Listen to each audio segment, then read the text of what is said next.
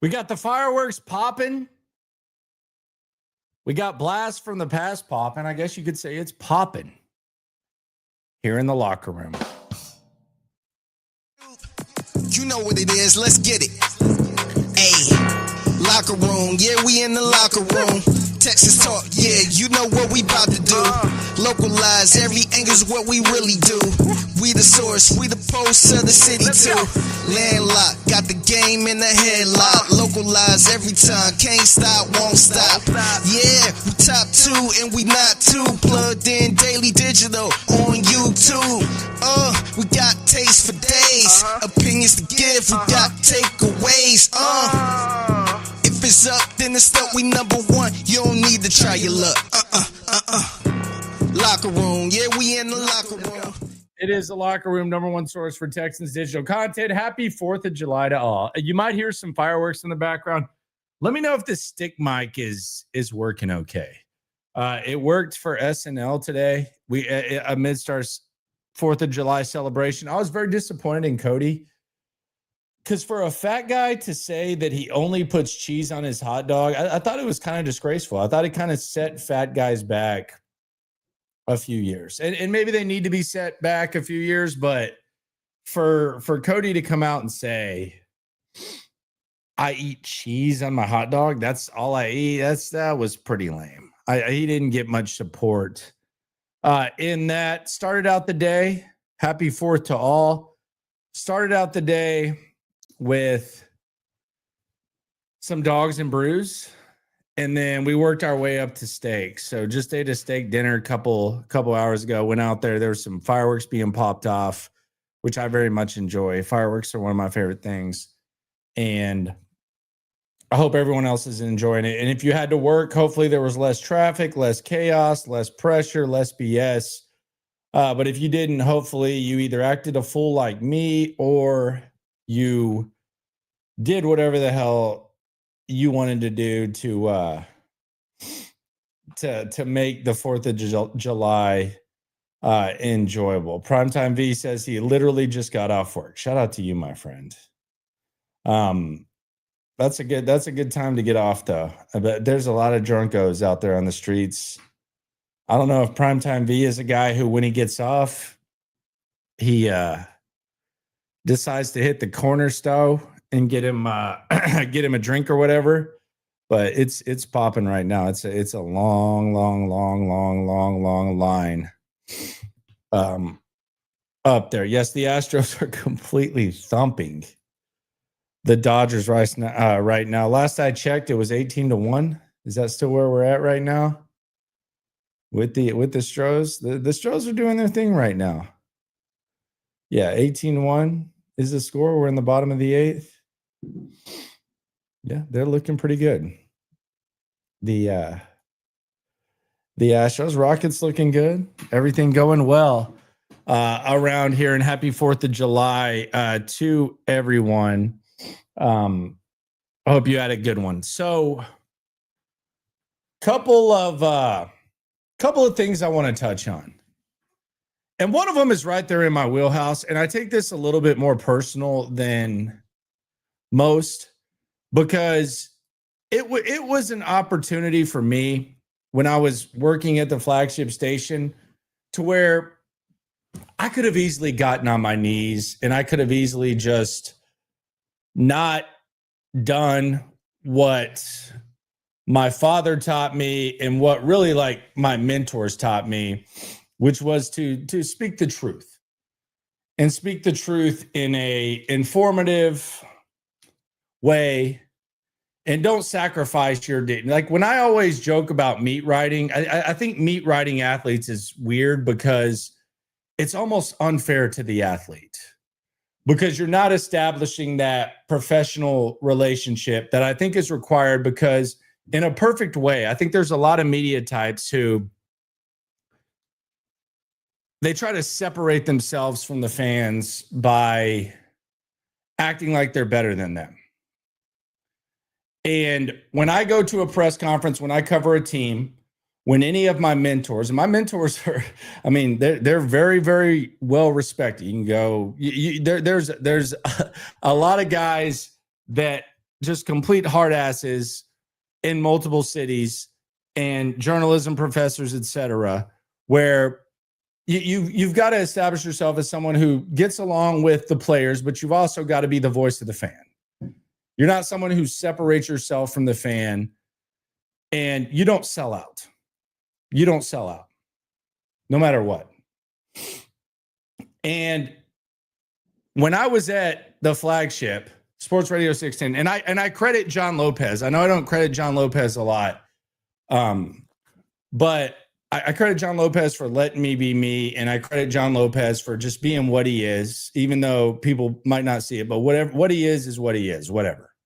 It might not be authentic, like on the air, but what he is what he is. That was the worst compliment ever. But I credit him for being someone else who was more than willing to talk about one of the most interesting stories in the history of Houston sports, and that was Jack Easterby. And Jack Easterby was, let's just be serious, it was weird on the outside, and it was even weirder once you started talking to people who worked for him, talking to people who were in the building as players, talking to people who worked above him after the fact. The Jack Easterby experience was always weird. And as someone who worked at the flagship, and this is the one thing that anyone, and even the guys at other stations that talk shit, they can't question me. I never sounded like someone who was sitting there on my knees for the flagship. Even some of the people that talk crap about Texans coverage and 610 does this, they're on their knees more for the Rockets and Astros than I've ever been for any team in my entire life. And the Jack Easterby thing was obvious because we don't have to reset it. We don't have to talk about everything that went on. But every time I heard more about Jack Easterby, whether it be from a player, whether it be from someone in the building, I just decided to talk about it. And I decided to investigate about it. And I will tell you this, at least 4 people in the building that worked under Easterby, they've told me that they were very happy that was something that we would do. People who worked above Jack Easterby, or when no one was really above Jack Easterby, but pretty high up, they start talking crap about him. Hannah McNair calls him a POS behind the scenes now. Where did that come from? POS, person of service. So I never really sacrificed my credibility. I never really sacrificed anything when it came to Jack Easterby. And then Jack Easterby tried to win me over. He took me to a dinner with 8 other media types.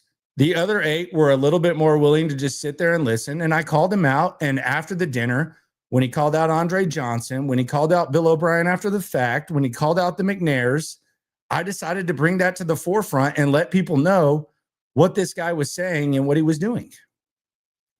And when you hear Jack Easterby now say fan criticism had a role in his firing, I know for a fact that's true. I know for a fact that's true. And I know for a fact that we played a pretty big hand in that. Like when he sits there and says that Andre Johnson is clueless and lazy and all this type of stuff and all the stuff that he had to say about Brian Gain and DeAndre Hopkins and all that, and I'm calling him out in front of like a big group of media, and I've already done a video on this. That is something that I take very serious. The Jack Easterby thing. And I promise you that this is going to get somewhere. So if you haven't seen, you can go back on my channel and just type in Jack Easterby dinner, and you can get everything that I said around him. And you can ask that. I made fun of Jack Easterby pretty bad, to the point where he was almost like, dude, why the hell did I invite this guy? And I told it on the air.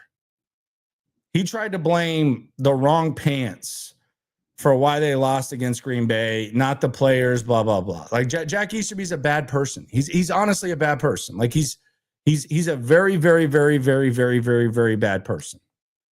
I have no hesitation saying that. Is he nice to you to your face? Does he grift? All that type of stuff. He's a very bad person.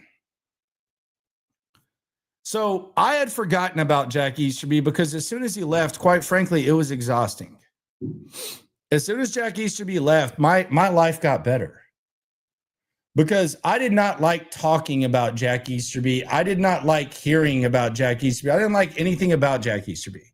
So I never wanted to talk about Jack Easterby again. Spooky asks, where am I going with this? I'm kind of just resetting what happened. I promise I'm going to go somewhere. It's a fair question because I've been rambling about this for a while. But the point is, I never sacrificed my dignity for the POS, person of service, ever. And I wouldn't do that for anyone. I watch a lot of people in this business sacrifice themselves, and they probably, some of them might make a little bit more money, but I'm not going to live on my knees. I'm just not going to do it. Maybe it's keeping it real goes wrong. But I saw that Ross Tucker had an interview with Jack Easterby. And I was just sitting here minding my business. And I saw that old Ross had an interview with Jack Easterby. And I was kind of interested, like, to see what maybe Ross Tucker got from Jack Easterby. Like what did Ross Tucker ask Jack Easterby? What was going on with Jack Easterby? What did he get from him? So I went, and after I did the stream yesterday, I was sitting in the room. Wifey wanted to watch some more Love Island, I think it was. No, she wanted to watch Jersey Shore. Yes, we watch tacky ass shows. And no apologies here. And I said, hey, I'll be in there in like 20 minutes. I'm going to watch this Jack Easterby interview and see what's going on. And the only reason I saw it was because Pro Football Talk, Mike Florio had put it out. And I just wanted to see, like, what does Jack Easterby have to say 3 years since he's been removed from things and the Texans have kind of figured stuff out. And if you look at the Ross Tucker podcast, and I'll pull up the share screen here. So I've been on the Ross Tucker podcast. I think Ross works hard. I'm not questioning what Ross does, but if you look at the Ross Tucker podcast, you look down here, it's pinned. And I think pinning tweets is kind of lame. I think it's kind of weird, but it's pinned. I mean, unless you're promoting something that you're proud of, and they're obviously proud of it. But they promoted the Jack Easterby interview at Ross Tucker. NFL is joined by Houston Texans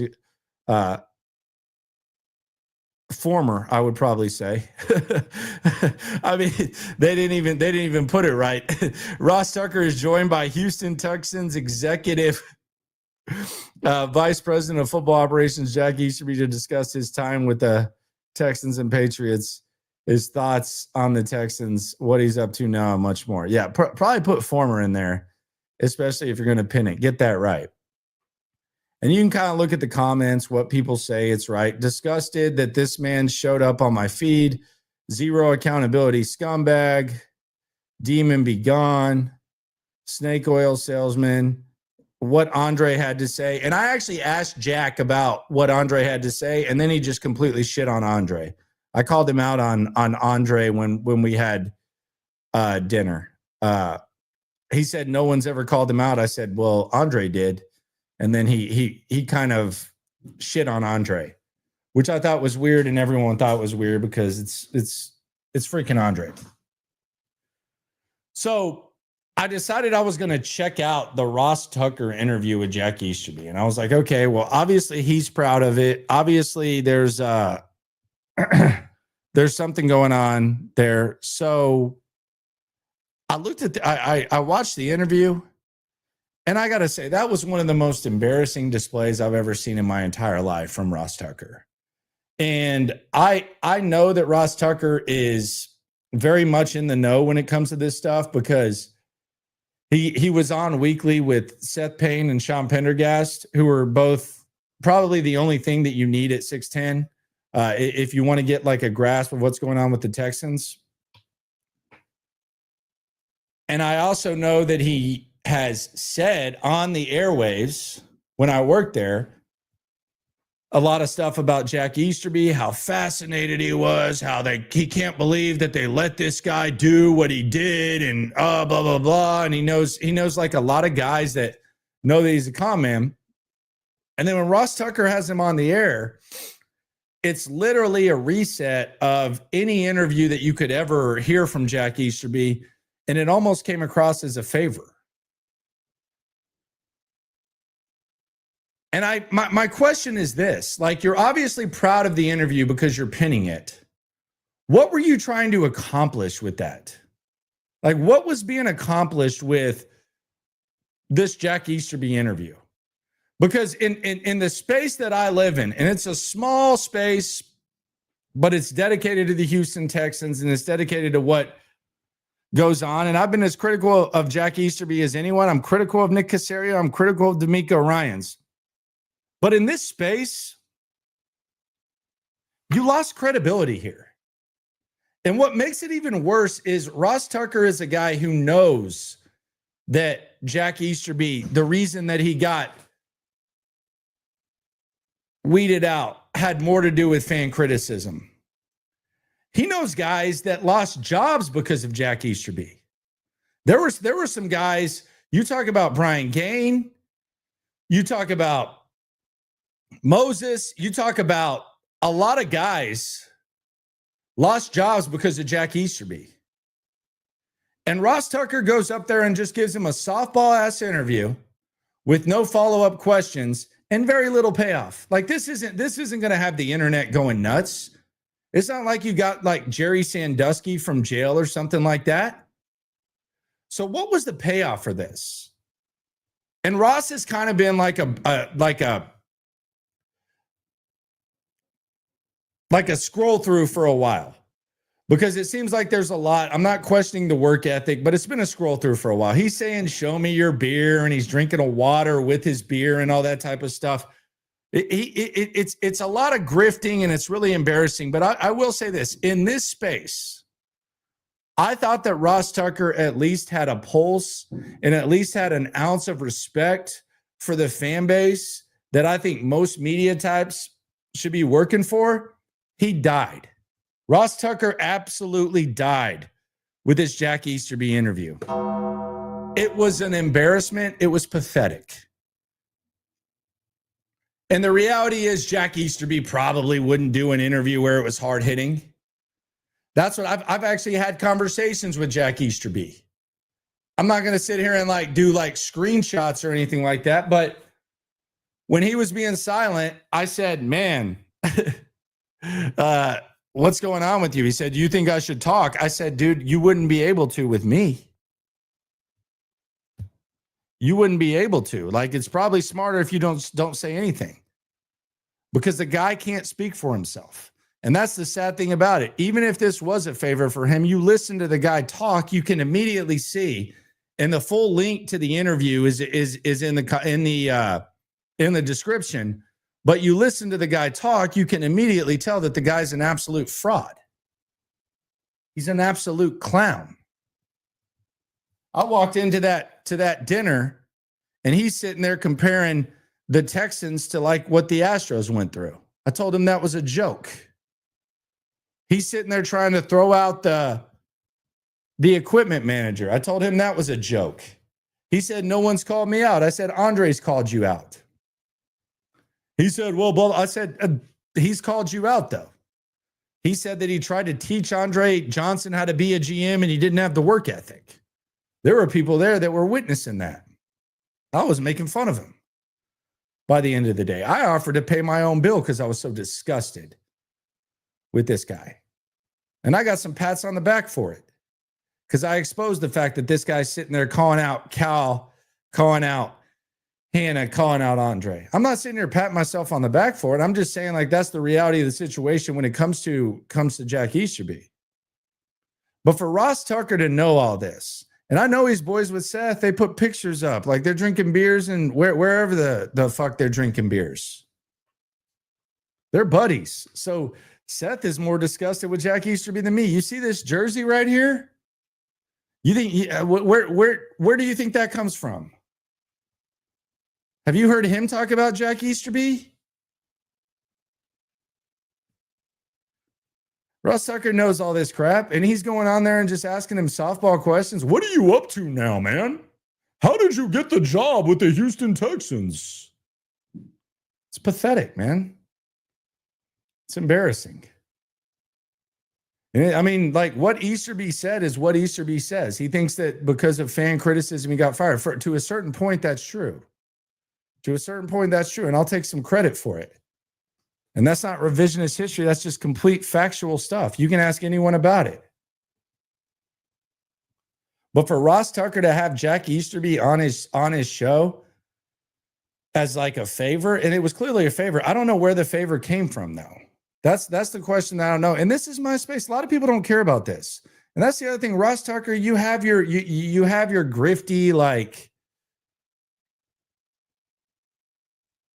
fan base and stuff like that. And a lot of times, like it's like, well, where's my audience? Well, dude, do you think all your audience wants to hear about the 3-tech, the 1-tech with Greg Cosell? Like you interview this guy, which is weird, and then you don't ask him any real follow-up questions. Why? Who reached out to who? Did you reach out to him and say, let me do you a favor? Did he ask you? Because if the Texans start getting like guests or something like that, I'm going to wonder if Caserio asked the favor. Seriously, like, or if Ross Tucker starts getting like Texans guests, I'm going to sit there and say, what's that? Like, what was the payoff for this interview? It was embarrassing. And then Ross Tucker said, well, when I was preparing for this interview, I came across this, blah, blah, blah. You didn't prepare for shit. All those questions you asked were already answered. And then you thought that him and Bill O'Brien worked together at the Texans. They didn't. Everyone knows that his connection was with McNair. You know all that, man. That was embarrassing. That was pathetic. It was grifty, and it was weak.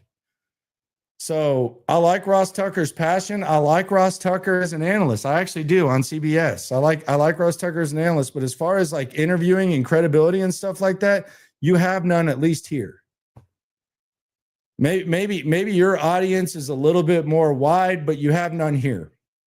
To go on the radio in front of the Houston audience and sit there and throw out the shots at Easterby and how fascinating it was, and I can't believe they let this happen, and then you get the guy on your show and it's basically a scripted interview. It's embarrassing. It's embarrassing. So that's all I got to say about it. Primetime V says Jersey Shore in 2025. Absolutely, man. Absolutely. They don't try to force drama. They're kind of grown now. It's just kind of cool to see how they've grown. But yeah, absolutely, still on it. Great fourth. Thanks, Strohs, beating up the Dodgers. Yeah. Do we have a final there? What's our final with the Dodgers? Yeah, it's done. 18-1, Dunzo. There we go. Space Age, salute to the channel and chat. He's swarming. You ain't never hate. Swarm. Spooky says best 4th of July baseball game I can remember. Hard to think it was that much better. Todd in the show says I actually have Jack Easterby's cell phone number and talked to him on the phone for like 10 minutes. I know what the phone conversation probably sounded like. I mean, let's be serious. Sideline Sarah says Jack's smile is scary. It's just inauthentic and creepy. Like I don't know. Like if you're Ross Tucker, like why are you teeing that dude up to like set up his next thing? Like you're why? Like it's not like his name is not that big of a deal anywhere else. It should be. Like if it were the Cowboys or something like that, it would be like the whole thing would like be a massive story. But why are you doing it? Like what is that?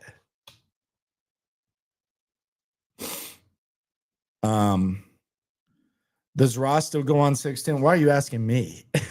What? I mean, come on. Like you've seen the numbers. Like nobody knows. I don't know who goes on 610. Come on.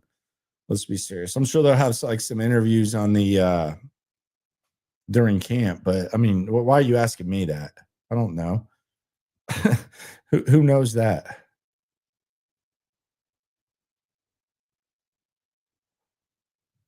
Mr. High says Ross gonna want that fade with me for what? For saying what's true. He knows it's true. What do you mean? No one's gonna catch a fade with me. Like it's not that he should know that that's embarrassing. Like that was like trying to have your cake and eat it too. He's not Ross isn't catching a fade with no one. He's doing his thing. It's embarrassing. But yeah, that's all I have to say about that Easterby interview. It's pathetic. It's embarrassing. I guess embarrassing. I know what exactly he was thinking. So another thing I was thinking today, and I randomly thought of this because I was watching old NFL highlights and I saw Steve McNair doing his thing. And then they started talking about the death of Steve McNair. And we all remember Steve McNair. God, what a crazy thing that his life ended because he got cut up with a chick from Dave and Buster's. I like Dave and Buster's. I'll be honest, like ever since I've walked into Dave and Buster's after watching that Steve McNair thing, I'm like, which one of these girls would date Steve McNair? But they don't really have a ton of waitresses. It's kind of in the back. It's a video. Daughter likes it, whatever.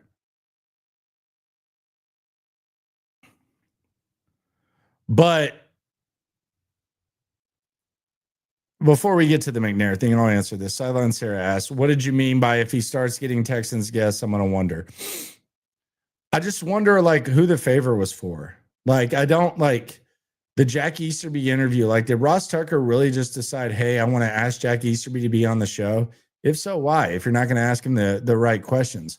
Or did Jack Easterby reach out to someone that he knew wouldn't ask him tough questions? Because Jack Easterby's never going to go on a show where he's going to get asked tough questions and say, hey, would you get on here? But like, are Caserio and Easterby still tight? Did Caserio like ask Ross Tucker, hey, Jack's trying to get back in. Do you think you could interview him on his podcast? Because Nick Caserio's on all these podcasts now. It's kind of weird.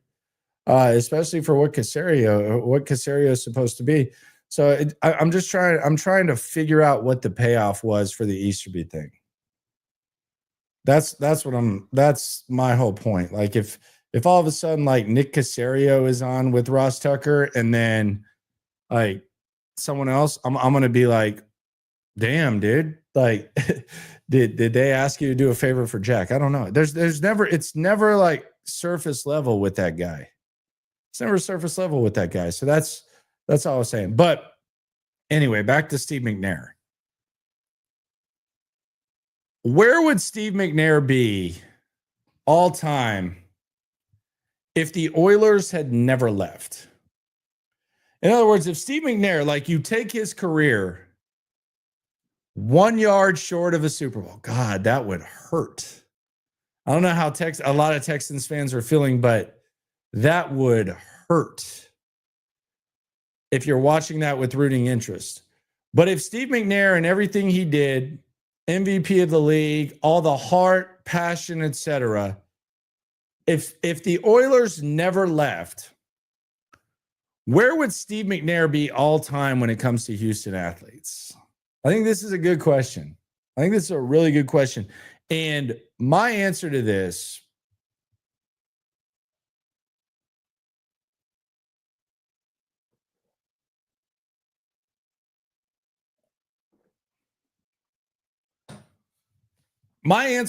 is no lower than top 3.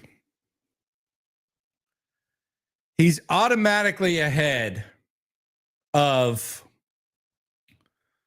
Warren Moon. I think he's probably ahead of Nolan Ryan. What are you doing? Come here. I think he's automatically ahead of crazy. I think he's automatically ahead of Nolan Ryan. Daughter's acting a fool. She's a 4th of July drunko. Come here. Avery, come here.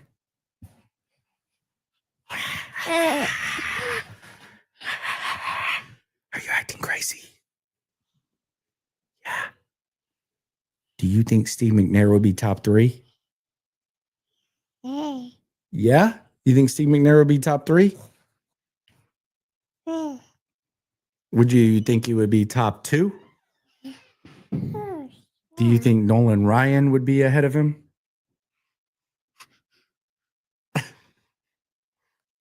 Crazy. She doesn't talk as much. She's a little bit of a wuss when it comes to being on the mic. She's got a little Easterby in her. But I think that Steve McNair would be at least top 3. I think you got to put Earl, Hakeem up there. And then I think it's kind of a discussion. And then you also got to factor in that Steve McNair, the way that he plays, the sport that he plays, and the fact that he would have that Oiler logo on his helmet. Like, think about it. Just think about watching Steve McNair and watching everything he does and watching him come up short 1 yard, 2 yards, whatever, in a Super Bowl, in a Super Bowl. Like, it kind of like captures your heart. The other thing is, I think in this community, with what Steve McNair was, I think Steve McNair would be completely like embraced in the community. And I think he would have done some damn good things in this community. And he would have easily been the best quarterback in the history of the city. And anywhere from 3 to 1, I think, can be debated. I think as far as the loyalty and the following, I think Steve McNair would be right up there at the top. So that's another interesting conversation. We got some blasts from the past as we got the fireworks blasting off here in the locker room. You didn't say nothing last time. Come here. Come here. Come here. If you're going to interrupt the show, you got to be on the show. If you're going to interrupt the show, you got to be on the show. Say, Happy 4th of July. Say, Happy 4th of July. Do you like Pops?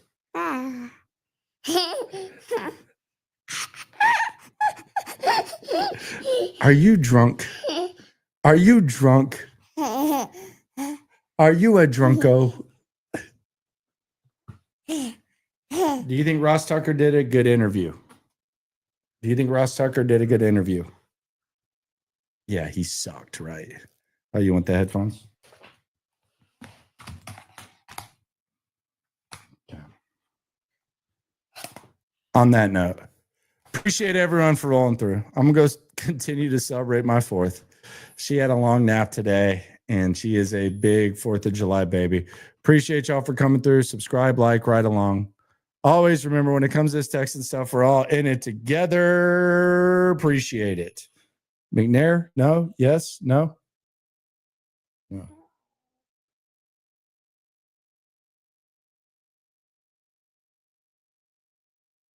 Yeah, we in the locker room. Texas talk, yeah, you know what we about to do. Localize, every angle's what we really do. We the source, we the pulse of the city too.